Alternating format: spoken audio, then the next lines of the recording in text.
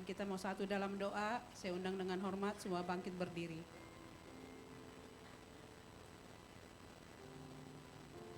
Kembali kami mengucap syukur kepadamu Tuhan.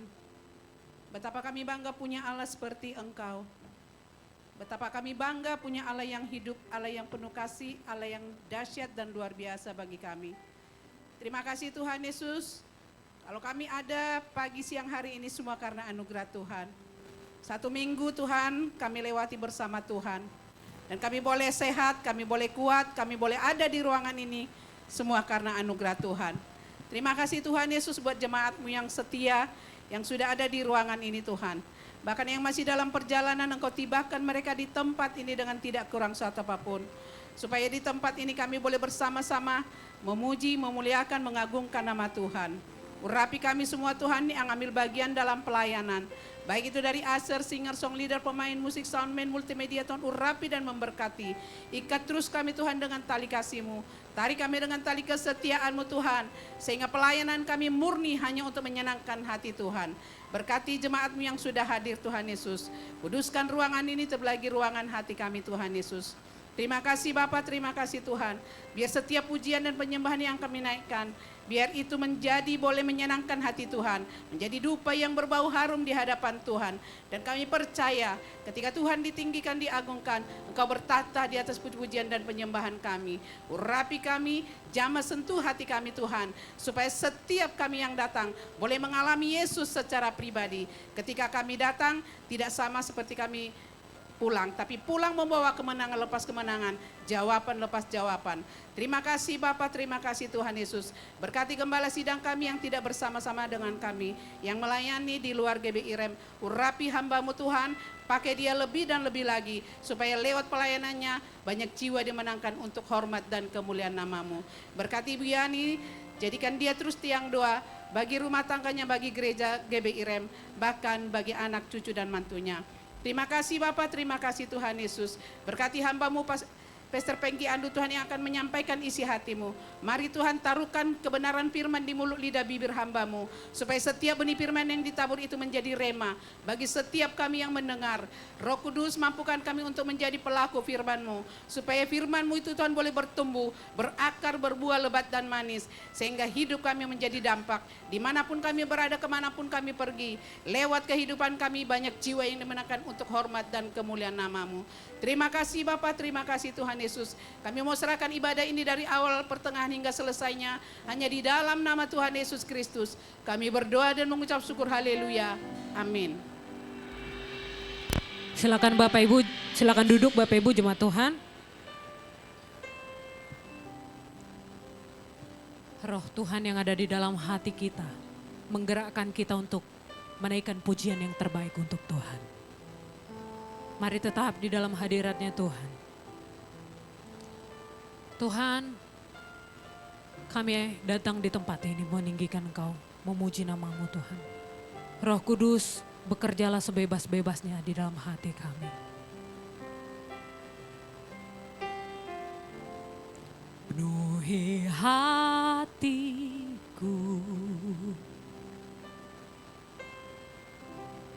dengan hadir-Mu.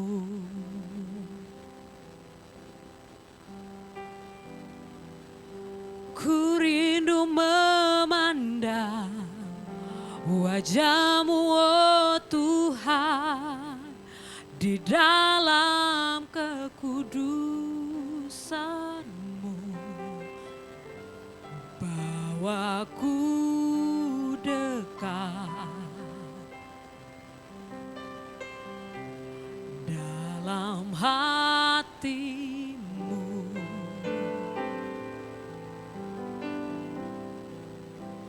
Ku rindu mendengar suara-Mu, oh Tuhan, di tempat kudus-Mu sekarang, Yesus. Ku rasakan kasih-Mu dan indahnya kekudusan-Mu, penuhi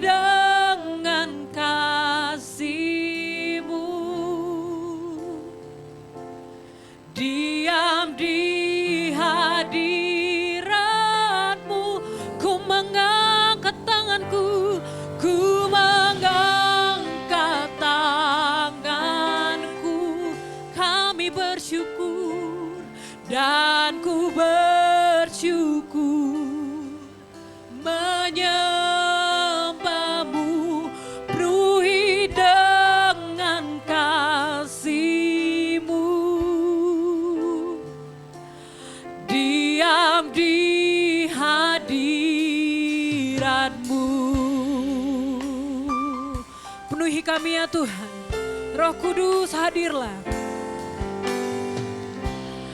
Penuhi hatiku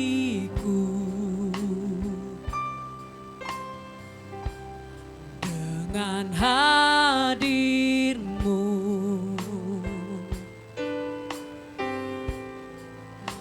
Ku rindu memandang wajah-Mu, oh Tuhan, di dalam kekudusan-Mu. Bawa kami dekat, ku dekat dalam hati-Mu.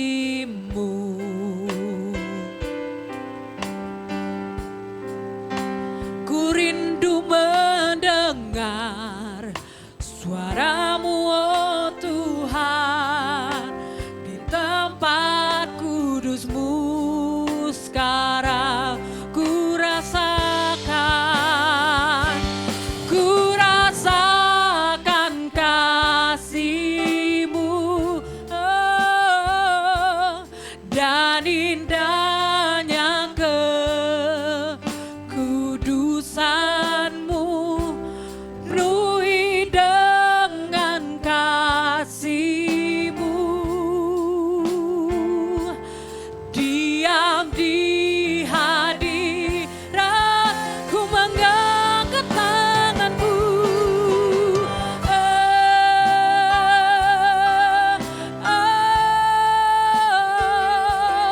dan ku bersyukur menyembah-Mu. Penuhi dengan kasih-Mu, diam di kami rasakan kehadirat-Mu ya Tuhan. Ku rasakan kasih-Mu dan indahnya.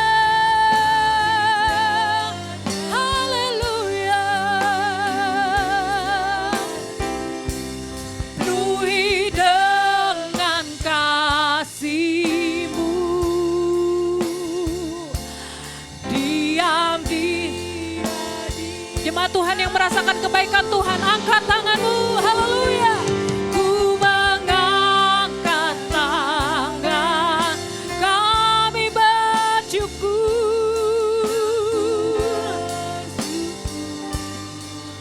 menyembah-Mu. Penuhi dengan kasih-Mu,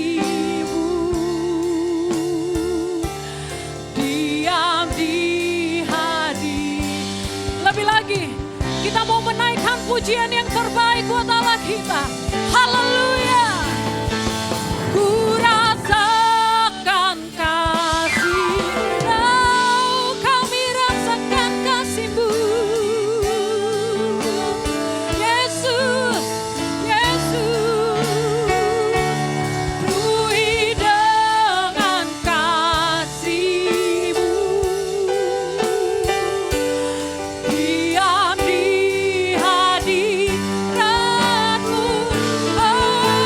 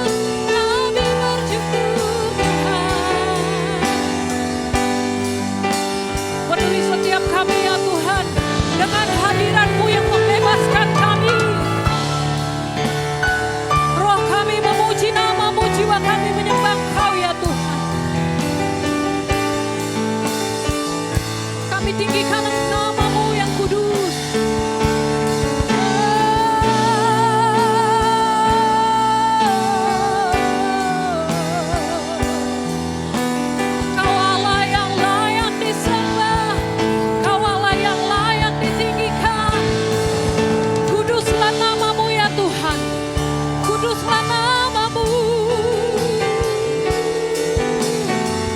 ditinggikan, diagungkan.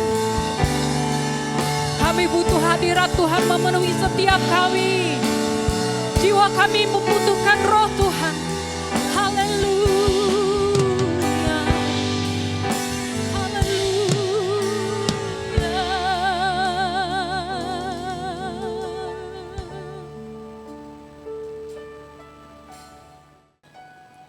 Dan saya sungguh yakin dan percaya bahwa Tuhan tidak pernah sedetik pun meninggalkan dan membiarkan kita. Artinya apapun yang saudara impikan, apapun yang saudara harapkan, seberapa besar tujuan hidup saudara. Kalau saudara libatkan Tuhan dan saudara lakukan upaya saudara semaksimal mungkin, maka saya sungguh yakin dan percaya bahwa sungguh bagi Tuhan tidak ada yang mustahil. Saudara inilah ciptaan Tuhan.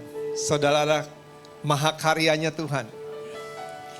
Ini yang kita mau bahas bersama-sama pada hari ini. Kadang-kadang kita berpikir, saya siapa Tuhan? Saya cuma dari keluarga yang biasa. Saya dari latar belakang sosial yang biasa.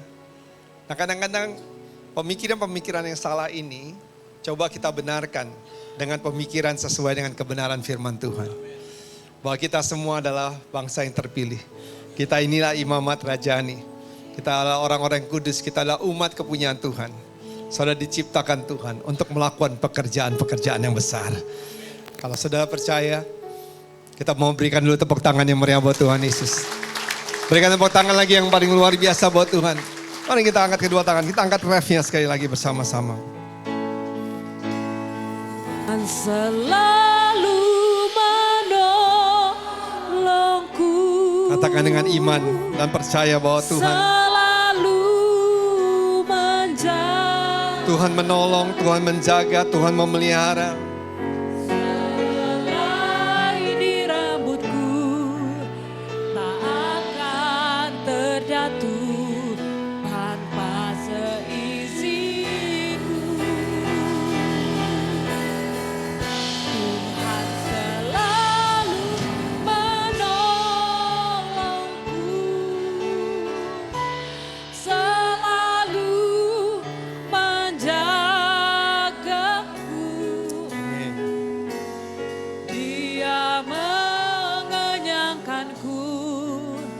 Dan peliharaku seumur hidupku.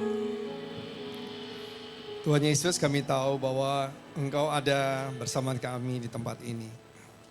Kalau kami ada di tempat ini bukan karena kebetulan, tapi Tuhan yang memilih, memanggil kami untuk Tuhan menyampaikan sesuatu yang berharga di dalam kehidupan kami. Hamba-Mu tidak tahu apa yang umat-Mu sedang alami saat ini. Baik ada yang punya cita-cita yang besar, ada yang punya impian yang belum menjadi kenyataan. Baik di antara mereka yang mungkin merasa tidak berharga. Mereka yang ada dalam persimpangan di dalam kehidupan mereka untuk mengambil sebuah keputusan-keputusan yang penting di akhir penghujung tahun 2023 ini. Mereka yang mungkin masih belum melihat satu kepastian di akan masa depan.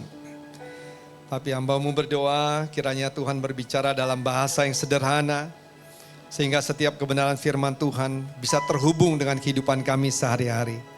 Kami lebih memahami Kristus dengan cara yang relevan tapi alkitabiah. Kami berdoa penuhi tempat ini, hati kami semua dengan hadirat-Mu. Karena hadirat-Mu dan kasih-Mu yang kami butuhkan lebih dari segala-galanya. Kami berdoa di dalam nama Tuhan Yesus. Yang diberkati bersama-sama katakan, amin. Yuk kita berikan tepuk tangan yang meriah buat Tuhan Yesus. Silakan duduk, shalom. Thank you team praise and worship and all the musicians. Dan saudara terkasih, satu hal yang saya selalu suka kalau datang ke tempat ini, ya dari awal ibadah mulai jam 1, saudara semua sudah memenuhi tempat ini. Dan yang kedua, yang paling luar biasa adalah semangatnya. Paling senang kalau datang beribadah, itu ngelihat umat Tuhan itu memuji menyembah Tuhan dengan segenap hati. Ya dengan sungguh-sungguh. Dan itu sangat, sangat menyukakan hati Tuhan pastinya. Dibandingkan kau datang ke ibadah, ya tim praise and worship udah memberikan yang terbaik, tapi umat Tuhan nyanyinya nggak semangat. Tapi di tempat ini dimanapun saya pergi, tapi kalau ke GBRM selalu saudara semangat. Karena saudara tahu bahwa yang memberkati, memelihara, menjaga, dan menolong hidup kita adalah Tuhan Yesus. Dan Tuhan layak untuk menerima segala pujian dan ucapan syukur kita. Kita berikan tepuk tangan. Nah saudara terkasih, sekali lagi terima kasih semua PowerPoint yang ada dibantu oleh saudara terkasih Benny yang mempersiapkan. Nggak tahu di mana bagian multimedia, di mana ya duduknya? Di pojok di sana, alright. Nah tema khotbah ini adalah I'm His handiwork. Atau dengan arti kata lain, kita ini adalah buatan Allah.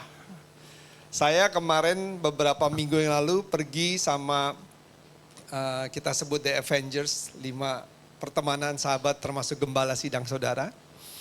Pergi ke Bali, terus kemudian saya sempat jalan-jalan di Ubud ngelihat karena teman saya ada beli backpack yang lucu.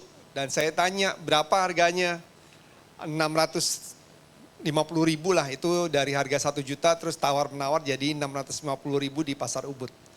Ya udah kita parkir dan kemudian kita dalam perjalanan ke pasar Ubud, ada satu toko yang jual anyaman tas backpack itu yang menarik saudara, yang enggak seperti biasanya. Dan saya bilang, saya mau masuk dulu deh, pengen nanya berapa sih, soalnya kalau harganya oke saya mau beli. Terus kemudian saya lihat lain semua, memang toko ini khusus memang anyaman dan dia juga ekspor juga. Dan saya nanya, saya mau tahu yang di display itu bagus berapa ya harganya? Dia bilang 37. Saya bilang maksudnya 37 apa? 37 juta. What? Saya bilang 37 juta. Saya pikir saya salah dengar, saya pikir 3,7 juta itu pun juga buat saya itu udah mahal sekali. Dan ternyata dia bilang ini yang buat adalah artisnya secara langsung. Jadi dibuat dengan tangannya sendiri dan hanya dibuat satu. Jadi tidak ada 2, tidak ada duplikasinya. Jadi cuma 1, makanya harganya special. Dan ini pun juga sudah ada 2-3 orang yang sudah tertarik. Udah menanyakan dan kemudian dia masih menawar, kalau nggak salah tawar ke 30 juta. Nah saya pikir tas yang biasa dari anyaman itu, yang harganya itu sebenarnya mungkin modalnya itu mungkin 200.000, 300.000, tapi bisa menjadi 37 juta. Karena special, cuman 1. Dan dibuat secara khusus. Buatan tangan secara khusus dan tidak ada 2. Nah saudara tahu, saudara dan saya ini special, tidak ada 2 di antara saudara. Saudara buatan tangannya Tuhan. Nilai saudara bukan 37 juta. Nilai saudara tidak bisa dihitung dengan uang seberapapun. Saudara dan saya kita sangat berharga dan mulia. Yang percaya katakan amin. Kita berikan tepuk tangan yang meriah buat Yesus. Haleluya. Nah saudara kasih, ada hal yang menarik. Kalau nggak salah di sini ada restoran, saya lihat ada restoran seafood atau makanan laut, The Coast. Ya. Saya ketemu sama ownernya yang namanya Pak Christian Siap. Waktu saya tanya sama beliau itu maksudnya apa sih filosofi dibalik buatnya The Coast. Dia bilang begini, saya tuh rindu kenapa banyak hanya orang-orang yang punya duit yang bisa makan di restoran enak, nyaman, makanan seafood, makanan laut. Tapi harganya tidak ada yang bisa murah. Karena itu saya mau supaya semua orang dia bisa juga makan di restoran, makanan seafood dengan harga yang terjangkau untuk seluruh kalangan. Makanya adanya The Coast. Dan waktu itu pertama kali ada di Puri, dekat di Puri Indah Mall. Dan saya ingat pertama-tama promo itu waktu saudara misalnya mengadakan wedding, saudara bisa bayar sesuka-sukanya saja. Terus kemudian ada promo juga bayar sesuai dengan tanggal lahir dikali 1.000. Jadi kalau tanggal lahir saudara 23 dikali 1.000 jadi cuma 23.000. Tanggal lahir saudara 5 dikali 1.000 ya 5.000. Terus ada juga diskon sesuai umur. Jadi Kalau saudara semakin tua, dia bilang itu diskonnya semakin besar. Kalau sudah umur 70 tahun, diskonnya 70%. Dan kalau saya lihat sampai sekarang ini ya mereka banyak paket-paket, ini ada 20.000, pilih nasi, pilih sambal, pilih lauk, ya sekitar 20.000. By the way saya nggak dibayar untuk mempromosikan hal ini. Cuman saya melihat Pak Christian Sia ini luar biasa, PT-nya aja, saudara tahu PT-nya namanya apa? PT-nya namanya Bocuan Gak Papa. Itu saudara lihat Google, namanya Bocuan Gak Papa, maksudnya nggak untung juga nggak apa-apa. Karena itu memang visinya seperti itu. Dan kemudian waktu itu dia sempat buat juga PT Pendekar Bodoh, buka The Stupid Baker. Dia juga mau supaya orang-orang bisa menikmati kopi, tapi kopi murah, roti murah. Harga kopinya cuma 5.000. Roti-rotinya antara 1.000 dan 5.000 rupiah. Yang saya mau cerita di sini adalah beliau ini memaksimalkan semua yang ada di dalam kehidupannya. Untuk hidupnya bisa menjadi berkat buat masyarakat. Nah, kita ini I'm his handiwork. Ada 2 tempat di mana kita bisa berada. Tempat yang pertama ada tempat di mana kita seharusnya berada, di mana di situ adalah kita menolong orang, kita ditolong orang, kita menyemangati orang, kita saling membangun satu dengan lainnya. Di mana orang menolong, membantu dengan kasih. Tetapi tempat yang satunya adalah tempat yang tidak seharusnya kita berada. Tempat yang saling menjatuhkan. Tempat yang saling menjelekkan. Tempat yang suasananya itu negatif. Nah, coba kita mau baca firman Tuhan dalam Efesus 2 ayat 8-10. Kita akan banyak dengar cerita-cerita inspirasi sesuai dengan kebenaran firman Tuhan bahwa kita ini adalah buatannya Tuhan untuk melakukan pekerjaan yang besar. Yuk kita baca sama-sama dari ayat 8, 9 sampai 10. 1, 2, 3. Sebab karena kasih karunia kamu diselamatkan oleh iman. Itu bukan hasil usahamu, tetapi pemberian Allah. Itu bukan hasil pekerjaanmu. Jangan ada orang yang memegahkan diri. Karena kita ini buatan Allah. Apa saudara ulang lagi? Karena kita ini buatan Allah. Diciptakan dalam Kristus Yesus. Untuk apa? Melakukan pekerjaan yang baik yang dipersiapkan Tuhan. Kita ini diselamatkan karena kasih karunia. Bukan karena hasil usaha kita. Untuk apa? Untuk kita bisa bertumbuh, untuk kita bisa menang. Tuhan mau kita ini tampil beda. Shining. Berhasil. Di tengah-tengah keadaan yang mungkin tidak menentu, mungkin saudara mungkin ada yang sedang ada dalam permasalahan di dalam kehidupan, pergumulan, tapi tidak merubah rencana Tuhan di dalam kehidupan saudara. Tuhan menciptakan saudara untuk menjadi saudara, bukan saudara untuk menjadi orang lain.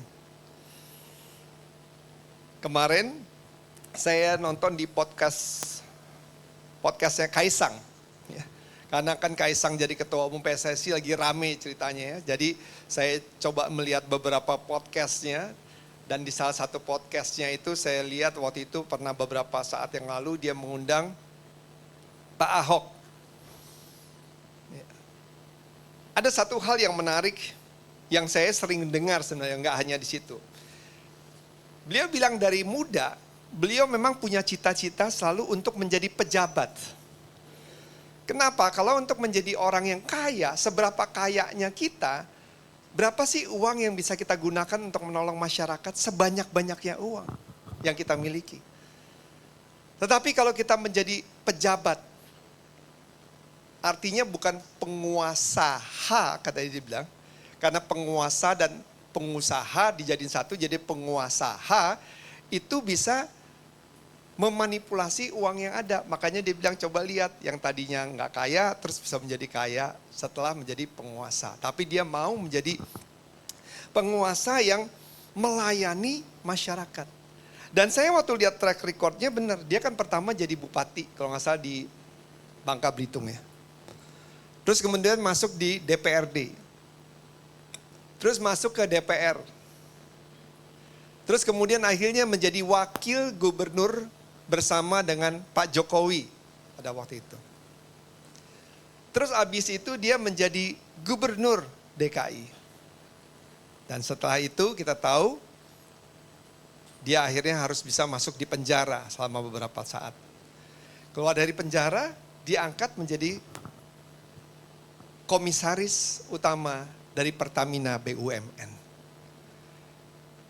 Itu komisaris di BUMN itu salah satu termasuk yang tertinggi kalau memegang Pertamina. Tapi yang saya melihat di sini adalah God made you to be you. Dia bilang saya nggak akan menjadi orang lain. Saya tetap saya. Kalau ditanya waktu itu masih suka marah-marah nggak? Ya sekarang saya ini lagi terapi, 3 terapi, main golf, terus kemudian main piano, dan menulis tulisan bahasa Mandarin. Karena itu melatih kesabaran. Tapi dia bilang, saya tetaplah saya.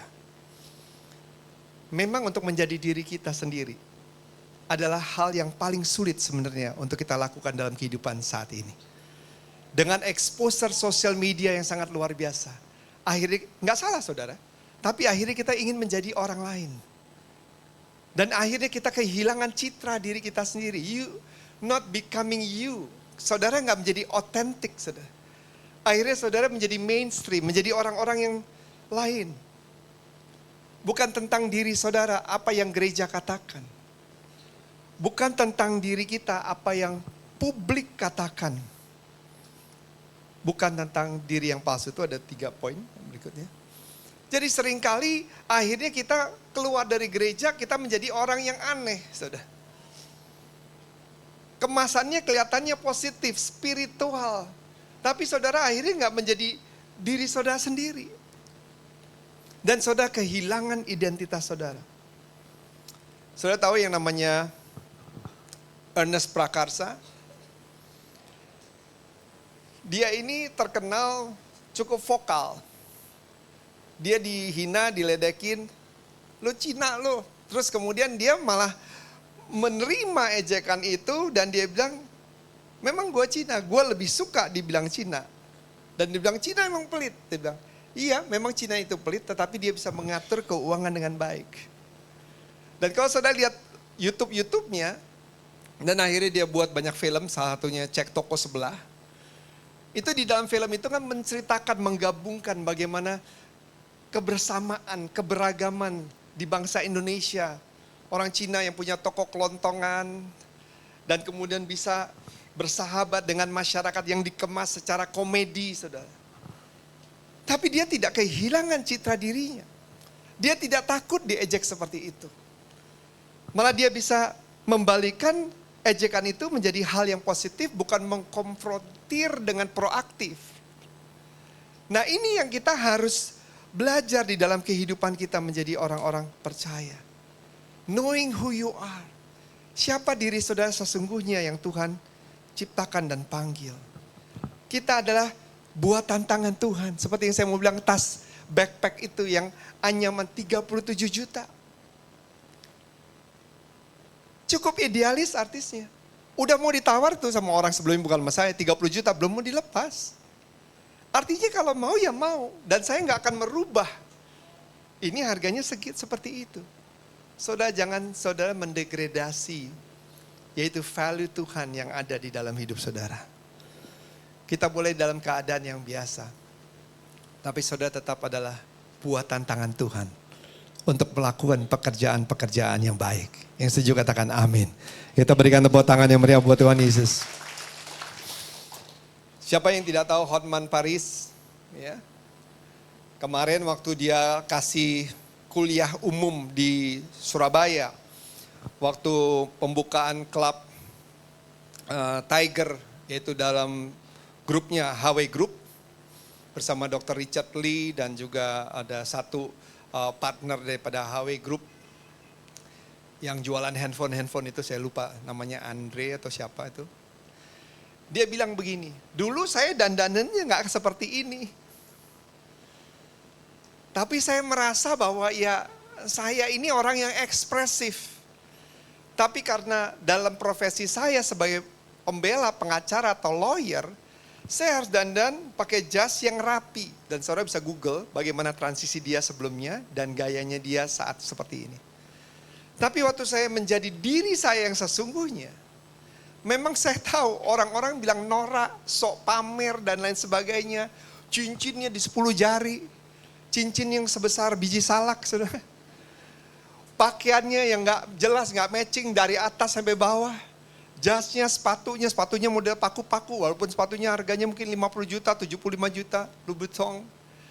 Tapi kalau kita ngelihat, jujur, ini norak banget sih ini orang. Tetapi dia bilang setiap kali saya kemana-mana, tuh ibu-ibu semua itu mau foto sama saya. Bahkan pernah saya nggak pakai cincin, ibu-ibunya bilang, mana cincinnya Pak Hotman? Jadi mereka mau foto, mau kasih lihat cincinnya. Jadi dia bilang kita ini harus punya identitas. Kita ini harus menjadi diri kita sendiri. Mau orang bicara seperti apa, mau bilang seperti apa, saudara harus bisa mengerti panggilan Tuhan di dalam hidup saudara. Dan harus pede, percaya kitalah buatan Tuhan untuk melakukan pekerjaan-pekerjaan yang besar. Yuk kita berikan tepuk tangan yang meriah Boris. Nah, ada 3 hal yang kita mau bahas pada hari ini. Pengertian bahwa I'm His handiwork. Yang pertama, kita ada untuk membawa kesenangan bagi Tuhan. Kita ada untuk membawa kesenangan bagi Tuhan. Yesaya 61 ayat 3. Yuk kita baca sama-sama. 1, 2, 3. Untuk mengaruniakan kepada mereka perhiasan kepala ganti abu. Lihat. Minyak untuk pesta ganti kain kabung. Nyanyian puji-pujian ganti semangat yang pudar. Supaya orang menyebutkan mereka pohon terbantin kebenaran, tanaman Tuhan untuk memperlihatkan keagungan. Saudara lihat beberapa hal. Untuk mengaruniakan kepada mereka perhiasan kepala ganti abu. Minyak untuk pesta gantikan kabung. Nyanyian puji-pujian gantikan semangat yang pudar. Ini ada positif, negatif, positif, negatif, positif, negatif. Tapi yang negatif diubah menjadi positif. Supaya saudara bisa mengerti, paham dulu. Bahwa kehendak Tuhan bukannya berarti kita nggak pernah mengalami yang namanya masa-masa suram. Abu, kabung, semangat yang pudar. Satu hal yang biasa. Tapi di balik itu ada kemenangan yang Tuhan siapkan. Nggak ada yang katakan amin, saudara. Jadi gereja ini nggak usah naif dan nggak usah takut untuk membicarakan bahwa masalah itu atau hal yang biasa. Itu adalah siklus dalam kehidupan, beauty instead of ashes. Duka abu yang akan bisa berubah menjadi mahkota kecantikan. Atau juga joy instead of mourning. Duka menjadi sukacita. Keputusasaan menjadi pujian. Nah, saya akan mengupas sedikit satu persatu. Karena ini penting kita sama-sama belajar, sama-sama diskusi, sama-sama ngobrol. Ya, jadi saya bukan hanya khotbah, tapi seperti kayak ngobrol lagi ngopi-ngopi sama-sama, cuman dalam konteks yang lebih besar. Ini bicara mengenai duka dan abu. Kalau saudara tahu Dr. Richard Lee ini Athena Group produk kecantikan, skincare. Ini kan lagi viral terus ya bersama dengan istrinya. Dia waktu itu berselisih dengan YouTuber yang namanya Kartika Putri. Saya nggak mau terlalu dalam di sini karena saya nggak mau bermasalah secara hukum juga akhirnya. Tapi dia, Dr. Richard Lee adalah seorang dokter yang selalu vokal sekali untuk mengkonfrontasi skincare atau kosmetik yang abal-abal. Yang menurut dia yang bisa membahayakan untuk kulit baik pria atau wanita.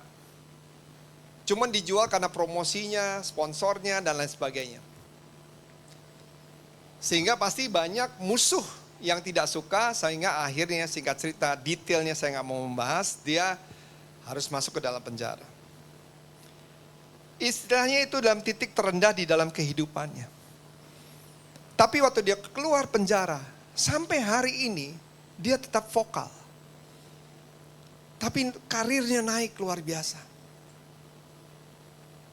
Dia seorang yang cinta Tuhan juga, takut akan Tuhan juga. Kemarin dia baru beli Rolls Royce dari Rudy Salim itu, dari Prestige Motor. Itu kalau nggak salah 28 miliar kalau salah. Itu mobil Rolls Royce Phantom ya. Kalau saudara tahu sekarang yang lagi viral adalah dia lagi bilang, itu ada satu perusahaan botol air minum, galonan. Saya nggak mau sebut namanya. Ini soalnya kemarin akhirnya ada demo kemarin di Jakarta Selatan. Sebenarnya itu botol galonan itu yang ada kode di bawahnya kalau salah 7 atau 8, itu mengeluarkan zat racun yang sangat membahayakan sekali, namanya BPA. Nah ternyata botol air minum ini salah satu botol air minum yang paling terkenal yang ada di Indonesia. Sekali lagi saya nggak mau sebut namanya. Kebetulan saya pakai itu, saya telusuri, saya pelajari, dan ternyata benar kode itu memang tidak boleh dipakai karena mengeluarkan BPA. Itu zat racun yang sangat bahaya, apalagi buat anak-anak. Terus saya tanya sama PA saya, dia bilang, tolong cek galon kita ini benar nggak itu? Terus kemudian dia cek, dia foto, terus benar. Waduh, saya bilang bahaya ini. Kita bertahun-tahun bayangin, saudara mau minum jus, mau minum tea yang sehat, tapi aslinya itu dari botol yang mengeluarkan sebenarnya hal yang tidak sehat. Terus saya bilang langsung ganti. Nah ini yang saya bilang bahwa pada saat kita bisa tetap konsisten menjadi diri kita, maka Tuhan pasti akan bela. Tuhan tidak akan pernah mempermalukan orang yang bersandar dan berharap kepada Dia. Amin saudara. Kita ini gak sempurna. Saya jauh dari sempurna. Tapi saya tidak pernah mau menyembunyikan masalah yang saya punya, pergumulan yang saya punya. Baik apapun juga, mau keluarga, mau siapapun juga. Kalau saya ketemu orang, mereka ajak saya over coffee time. Mau itu pendeta, mau itu pengusaha, mau anak-anak teman-teman komunitas, saya bicara apa adanya. Tapi karena saya bicara apa adanya, seterbuka-bukanya saya, dengan segala kekurangan dan keterbatasan saya malah in return itu mendapat satu support yang luar biasa. Karena mereka melihat bahwa saya nggak menyembunyikan and being real. Makanya kita bisa punya persahabatan yang kita sebut The Avengers. Saya punya ya ini, Jesse Lantang, Teddy, terus Gembala Saudara, Paul Surajaya. Saya punya sahabat gereja yang sama-sama saya selalu kesana juga, The Collective Church, English Service selalu, di Pondok Indah. Pastor Alex with me, are very good friends. Karena kita fokusnya by God's grace, mercy, kita tahu kita bukan orang yang sempurna. Tapi kita tahu bahwa kita nggak selamanya seperti ini. Kita akan menjadi lebih baik dari waktu lepas waktu. Dan saya berdoa juga sama seperti kita semua. Just be yourself. Orang jatuh bangun itu biasa. Tapi yang paling penting kita terus menuju pada kesempurnaan. Dan biarlah kasih Tuhanlah yang menyempurnakan kehidupan kita. Sehingga hari lepas hari kita percaya kemenangan Tuhan akan berikan di dalam hidup saudara. Yang percaya kita berikan tepuk tangan yang meriah buat Tuhan Yesus. Kalau bicara mengenai keputusasaan, saudara tahu yang namanya Daniel Mananta, itu dia pernah host Indonesian Idol. Pada saat waktu dia dalam puncak karir di tahun 2017, waktu dia nge-host Indonesian Idol, dia kena namanya tumor pita suara. Dia hampir nggak bisa bicara. Sedangkan sebagai host, sebagai MC tugas utama dulu VJ MTV, itu suara ini seperti pengkhotbah. Suara ini adalah profesi kita, pekerjaan kita. Dan dia sebagai MC bukan hanya Indonesian Idol, tapi di mana-mana, yaitu suara ini sampai dia depresi, putus asa. Dan kemudian Sandra Dewi sempat ketemu sama Daniel Mananta, bilang, kamu mau gak didoakan dengan seorang pendeta? Dan waktu itu dia belum sungguh-sungguh dalam Tuhan. Kalau sekarang saudara lihat podcastnya itu pasti bicara banyak Tuhan. Karena dia mengalami pertobatan yang baru pada saat itu. Didoakan, mujizat terjadi. Tumor pita suara sudah sembuh. Tapi belum sembuh total, dia harus main film Man Call Ahok. Dia harus jadi Ahok sudah. Dan suaranya karena proses penyembuhan, suaranya jadi serak-serak. Mirip kayak Ahok. Aneh kan saudara cara Tuhan bekerja. Jadi dia bisa main di film itu benar-benar bagus. Seperti suaranya Ahok, padahal ini adalah proses kesembuhan. Dari kanker pita suara. Artinya yang saya mau ngobrol sama saudara di tempat ini, yang penting jangan tinggalkan Tuhan deh waktu saudara dalam keadaan apapun. Itu aja. Saya dalam keadaan gimana pun juga, baik kesalahan yang saya buat, kehidupan saya yang terpuruk kayak gimana pun juga, satu hal, saya gak mau tinggalkan Tuhan. Karena saya tahu bola kehidupan itu akan bergulir. Yang penting saya tetap mau upaya, satu waktu akan menjadi segala sesuatu akan menjadi lebih indah. Saya akan memberikan kesaksian pertama di gereja ini tahun depan. Saya spill pertama kali hari ini di tempat ini. Tapi saya belum bisa bilang.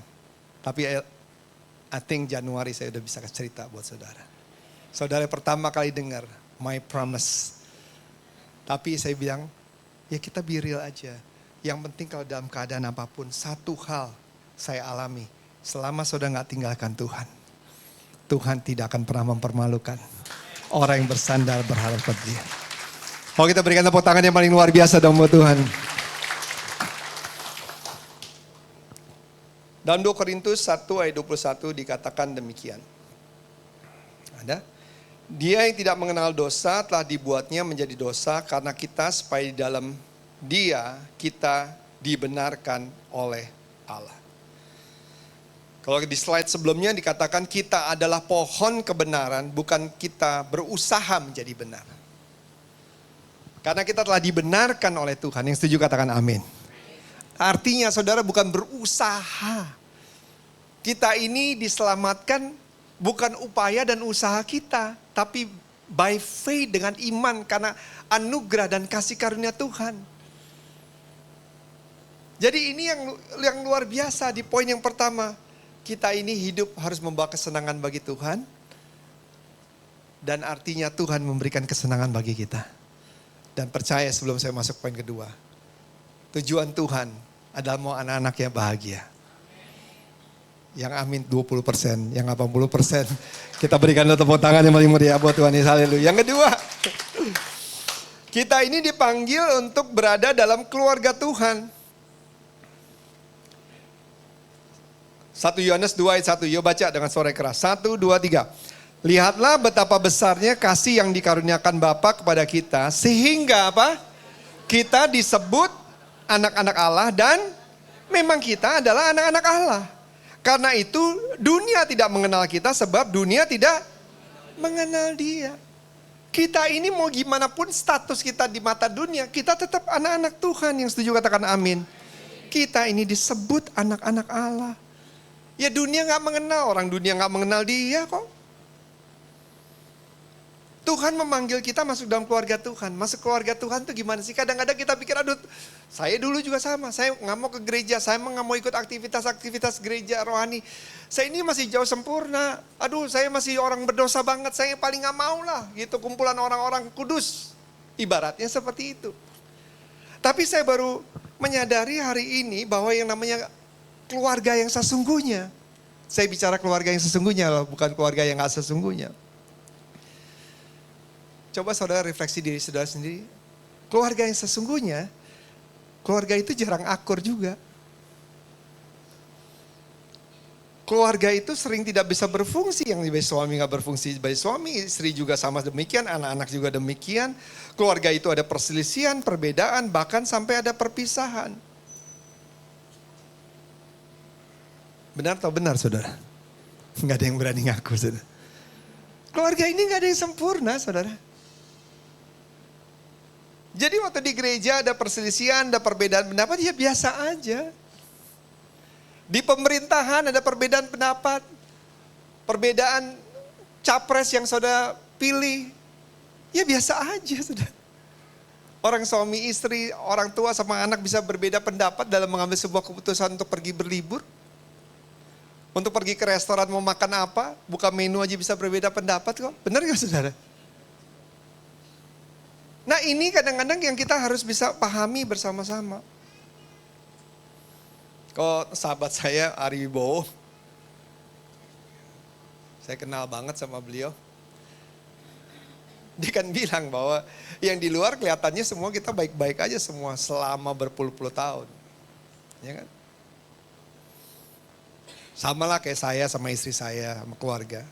Yang di luar kan kelihatannya juga baik-baik sama berpuluh-puluh tahun. Tapi di balik itu kan belum tentu semuanya baik-baik seperti apa yang sudah lihat. Artinya kita harus bisa pahami bersama-sama. Ada yang bisa diperbaiki, ada yang gak bisa diperbaiki.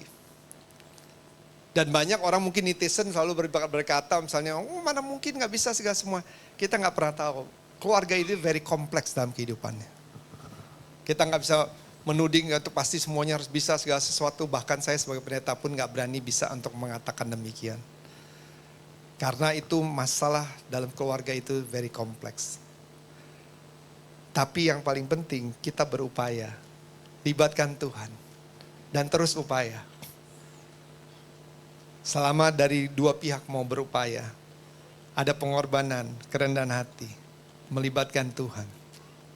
Kalau saya sih, saya percaya, kalau memang ada kerendahan hati, ada kemauan, menekan ego masing-masing, libatkan Roh Kudus, ampuni segala kesalahan yang ada. Saya sih yakin pasti bisa. Kita berikan dulu tepuk tangan yang meriah buat Tuhan ya.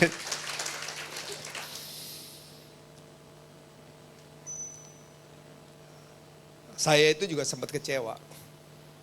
Sejak dari kecil kenapa orang tua saya harus berpisah. Karena saya itu dibesarkan sama opa saya dari umur 3 tahun kan. Saya pernah cerita berkali-kali. Saya kecewa lagi sama Tuhan yang kedua kali waktu opa saya yang menjadi papa saya meninggal waktu saya umur 9 tahun. 2 tahun kemudian oma saya meninggal. Saya kecewa lagi ketiga kali, saya waktu umur 12 tahun udah gak punya orang tua, gak punya orang tua angkat. Yang saya cerita bahwa saya dibesarkan dengan seorang preman dari umur 12 tahun. Jadi kalau ditarik mundur, memang banyak kekecewaan dalam perjalanan. Tapi saya gak mau berkata berdalih bahwa saya tinggal di dalam masa lalu saya. Tapi yang saya mau sharing bahwa Tuhan bilang, yuk kita masuk di dalam keluarga Tuhan. Keluarga Tuhan gak ada yang sempurna. Gereja ini, saudara gembala, saudara adik yang saya cintai. Kita ini gak juga sempurna.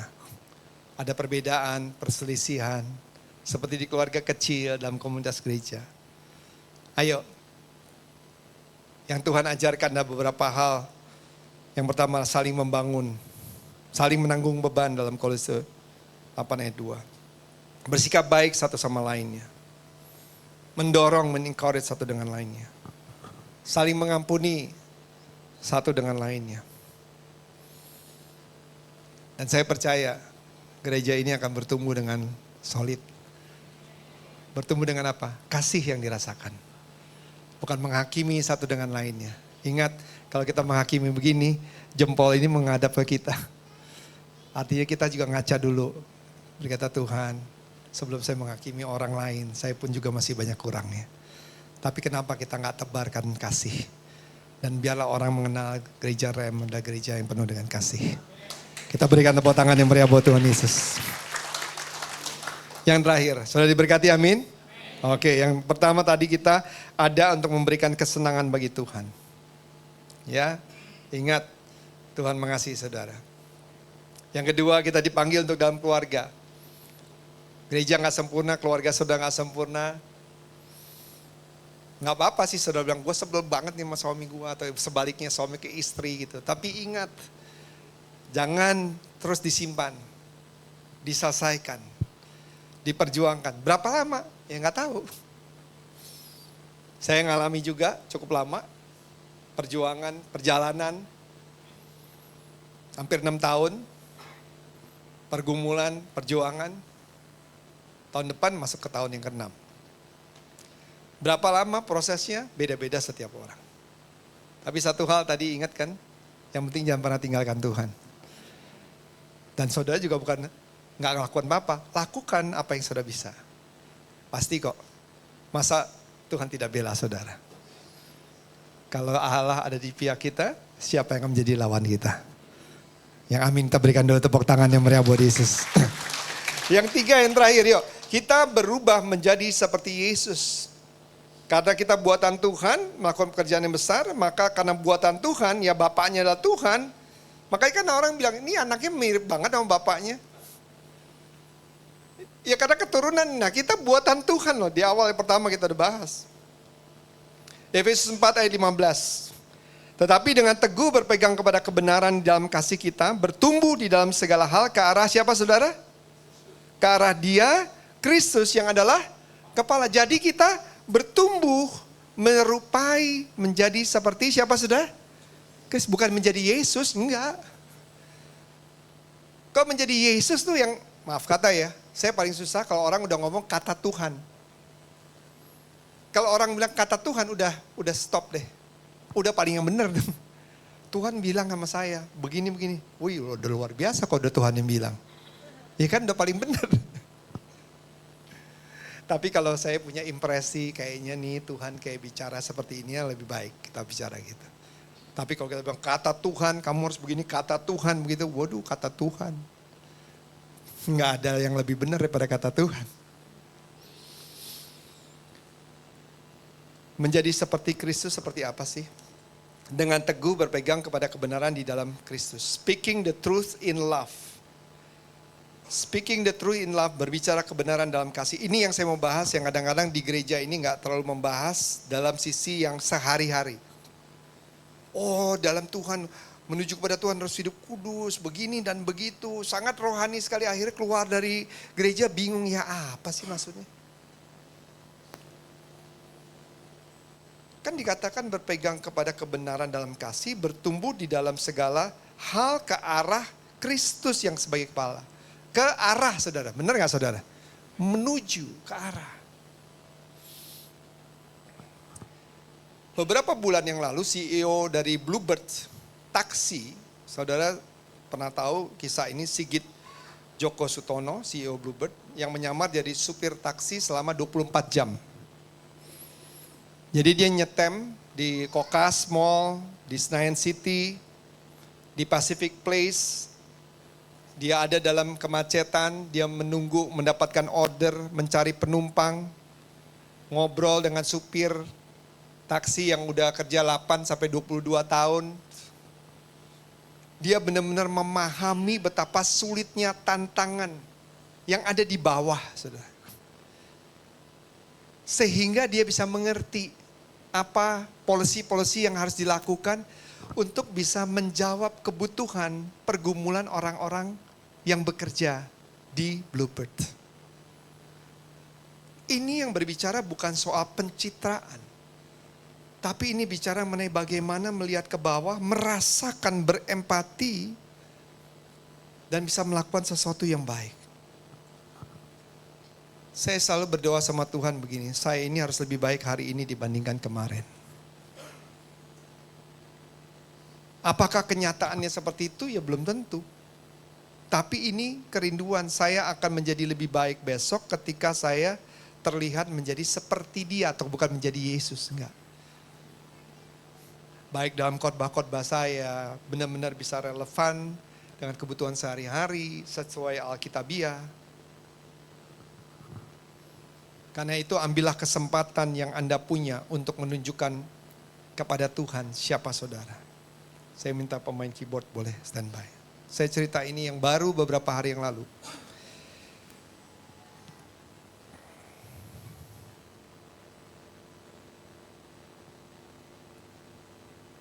Ada go-kart driver dapat pesanan. Seperti biasa dia jemput ibu dan anak. Dan ternyata ibu dan anak ini seumur hidupnya belum pernah naik mobil. Dan ibunya mau ngajak anaknya itu naik mobil, maka dia order go-kart. Senangnya luar biasa. Menuju ke satu tempat. Nah waktu supir go-kartnya tahu, yang ada supirnya itu ajak keliling se-Jakarta, saudara. Nggak cuma satu tempat. Dan nggak perlu bayar. Malah diajak jalan-jalan hampir seharian. Dari tempat ini, ke tempat itu, ke tempat itu. Kalau saudara lihat ada di TikTok, ada viral, ini baru soalnya beberapa hari yang lalu. Buat saya langsung tersentuh. Ada ini yang dikatakan bahwa kita harus berubah menjadi seperti Yesus. Kadang-kadang mereka-mereka yang mungkin gak dengerin firman Tuhan, gak ngerti, tapi bisa menjalankan kasih dalam hidupnya sehari-hari. Buat apa kita jago ayat firman Tuhan, ngerti A, B, Z, keren kelihatannya, bergereja. Gak salah, saudara harus bergereja. Tapi yang paling penting sehari-harinya, bagaimana saudara? Apakah saudara menjadi seperti Kristus? Bahkan ketika tak ada seorang pun yang melihat, ingat Tuhan melihat. Amin saudara. Saya kasih tahu bahasa Inggrisnya, tapi mungkin rada susah diterjemahkan. Tapi saya bilang begini, it is a lot cooler to see Christian than is to meet a Christian. It is a lot cooler to see Christian than is to meet Christian. Artinya apa? Kalau saya ketemu dengan Pak siapa? Lupa. Pak Rudi. Pak Rudi kan Kristen. Ini contoh. Saya ketemu. Ya, kita bisa bahas tentang gereja semua. Bisa. Tapi buat saya, lebih keren saya ketemu dengan Kristen. Instead of cuma hanya orang yang beragama Kristen. Karena orang yang Kristen bukan soal agamanya. Bukan soal salibnya, bukan soal ke gereja mana, anggota mana. Tapi hidupnya mencerminkan Kristus. Mau itu rambutnya gondrong, mau itu dia tukang beca, mau dia preman, mau dia siapapun juga. Tetapi kita gak usah bilang, saya baru ke gereja hari Minggu 3 kali. Saya baru ikut conference, gak perlu. Tapi orang bisa melihat Kristus di dalam kehidupannya. Itulah yang dikatakan menjadi seperti Kristus dalam hidup sehari-hari. Walaupun orang gak melihat, tapi Tuhan melihat. Oh, kita berikan tepuk tangan yang meriah buat Tuhan Yesus. Lebih meriah lagi buat Tuhan Yesus, haleluya. Karena hari-hari gini sulit untuk bisa menemukan orang seperti itu. Ibaratnya spotting one is like to find a Bigfoot. Sudah tahu Bigfoot? Gorila-gorila atau yang besar gitu di Alaska. Mau cari itu susah, jejaknya sampai ketemu. Nah cari orang yang benar-benar, kau cuma ngomong Kristen, saya Kristen, ngomongnya A, B, Z gitu. Aduh. Makanya teman-teman saya 96%. Itu rata-rata hampir gak ada pendeta-pendeta. Dari 27 tahun saya pelayanan. Cuman hanya lingkup kecil. Kadang-kadang kan saya bisa lebih ketemu teman-teman yang lain. Yang kelihatannya gimana tapi benar-benar punya kasih Kristus.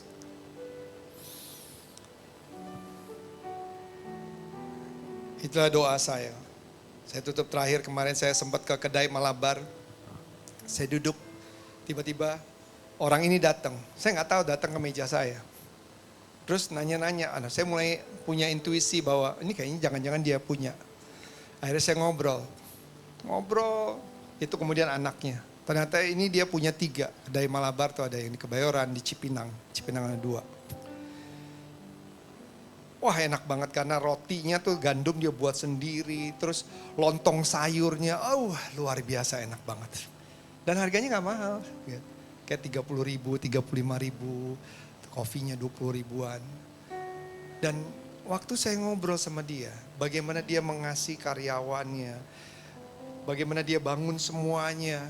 Itu dia bangun sendiri tanpa ada interior. Tapi lebih daripada itu, kasihnya kepada karyawan. Sehingga hampir semua yang bekerja ini itu udah puluhan tahun. Dan di ujung-ujung saya baru tahu ternyata dia Haji Zul. Lalu kita ngobrol-ngobrol panjang, lebar. Dan akhirnya jadi mau ngobrol cuma bentar, ngobrol hampir 3 jam. Yang tadi saya sebentar mau ngopi cuma 2 jam, akhirnya saya bisa hampir 6 jam di situ. Tapi yang luar biasa saya bilang, wah gila, ini orang kalau nggak tahu, ini kayak pendeta sebenarnya. Maksudnya kita bisa melihat, merasakan kayak, wah, man of love. Nah ini yang saya bilang, saya bersyukur di gereja ini. Saya merasakan itu dari gembala saudara. Dan saudara harusnya bersyukur, saudara bangga. Bahwa ini satu gereja yang penuh dengan anugerah, kasih, karunia. Dan saya berdoa biarlah api itu ada di dalam setiap umat Tuhan. Sehingga jiwa-jiwa akan datang tempat ini. Dan merasakan kasih agape-nya Tuhan. Kasih yang tidak bersyarat. Berikan tepuk tangan yang meriah buat Tuhan Yesus. God bless you, mari kita bangkit berdiri. Bapak kami berdoa untuk setiap anak-anak Tuhan yang hadir tempat ini. Terutama buat gembala sidang tempat ini, Bapak Paulus Supit, Ibu Yani, anak-anaknya, mantu dan cucunya, seluruh volunteers, pengerja, jemaat Tuhan. Baik dan juga yang di Dan Mogot tanpa terkecuali. Semua yang melayani dalam bidang multimedia, present worship, ushers, office, pendoa, dan semua yang tidak disebut tapi Tuhan tahu. Biar gereja ini bertumbuh dalam kasih karunia Tuhan. Dan saudara semua harus tahu bahwa Tuhan mengasihi saudara. Saudara adalah buatannya Tuhan. Ciptaannya Tuhan. Buatan tangan Tuhan untuk melakukan pekerjaan yang besar. Jangan diantara saudara yang hadir tempat ini berkata, saya orang biasa. Nggak ada yang biasa. Keadaan kita mungkin boleh biasa. Kita mungkin lahir dari keluarga yang biasa. Tapi ingat, saudara adalah ciptaan Tuhan. Buatan tangan Tuhan. Kalau artis yang di Ubud Bali aja bisa buat kasih harga yang cuma 200.000 modal. Backpack anyaman dikasih harga 37 juta. Saudara tuh lebih daripada 37 juta. Cuman saudara saja yang memberi harga buat diri saudara yang rendah. Tapi hari ini saya mau bilang, bahwa Tuhan ada memberikan saudara harga yang tidak bisa dihargai dengan orang lain siapapun juga. Karena begitu tingginya harga saudara. Karena daripada itu lakukanlah pekerjaan yang besar. Dan saudara akan melihat Tuhan sendiri yang akan mengangkat saudara. Dan biarlah kasih itu nyata. Bukan hanya dengan apa yang saudara katakan. Tapi dari perbuatan hari-hari lepas hari. Jangan saling menghakimi, saling menuding. Tapi saling membangun, saling menolong. Saling menguatkan satu dengan lainnya. Saling memaafkan. Baik itu di keluarga gereja, keluarga saudara, di tempat saudara bekerja, dimanapun saudara. Sehingga orang akan bilang, wah kalau jemaat GBIRM beda ya. Luar biasa gitu. Bisa dirasakan. Saudara gak perlu bilang saya dari GBIRM. Tapi orang bisa melihat bahwa dari tempat ini lahirlah anak-anak Tuhan. Yang bukan hanya pandai berkata-kata. Tapi pandai melakukan perbuatan-perbuatan yang besar yang meninggikan Tuhan. Bapak, I release blessing. Aku melepaskan berkat. Berkat kasih. Berkat materi, jasmani, rohani. Berkat kesembuhan, berkat pemulihan. Melepaskan kemenangan, kesuksesan, keberhasilan. Sukacita, pujian melimpah di dalam kehidupan anak-anakmu. Engkau angkat mereka dari lumpur kegelapan. Engkau mengubah abu menjadi mahkota yang indah. Engkau merubah keputusasaan menjadi pujian. Kami percaya tidak ada satupun yang hadir di tempat ini yang tidak mengalami lawatan Tuhan. Mereka pulang. Mereka punya pengharapan yang baru. Mengakhiri tahun 2023 dengan tahun yang penuh dengan kemenangan dari Tuhan. Di dalam nama Tuhan Yesus kami berdoa dan mengucap syukur. Semua yang diberkati bersama-sama katakan amin. Kita berikan tepuk tangan yang meriah. God bless you.